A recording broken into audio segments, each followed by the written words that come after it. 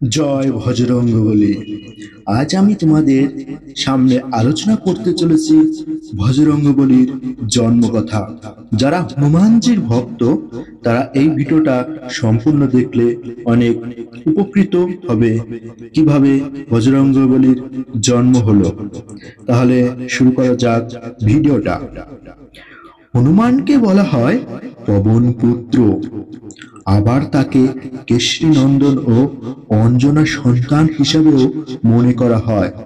ত্রেতা যুগে মহারাজ দশরথ সন্তান কামনায় পুত্রতেষ্টি যজ্ঞ করেছিলেন।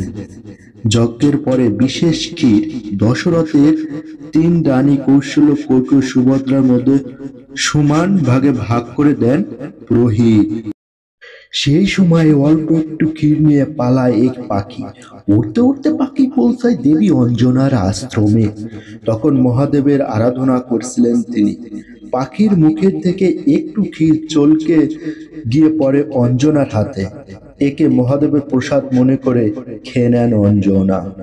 এরপর ঈশ্বরের কৃপায় জন্ম হয় মহাদেবের অন্যতম অবতার বজরঙ্গবলীর। সেদিন ছিল চৈত্র পূর্ণিমা। অন্য একটি কাহিনী অনুসারে বানর হিসাবে জন্ম নেন হনুমান। তার মা অঞ্জনা বা অঞ্জনী ছিলেন এক কিন্নরী, যিনি অভিশাপ পেয়ে বানর জন্ম পান।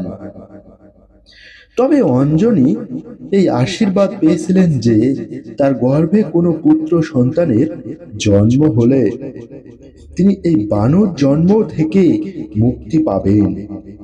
বায়ু বা পবন অঞ্জনী কানের মধ্যে দিয়ে তার শরীরে প্রবেশ করেন এবং তার ফলে পবন পুত্র হনুমানের জন্ম হয়। ভক্তগণ, তোমরা ইতিমধ্যেই জানতে পারলেন বজরঙ্গবলীর জন্মের কথা।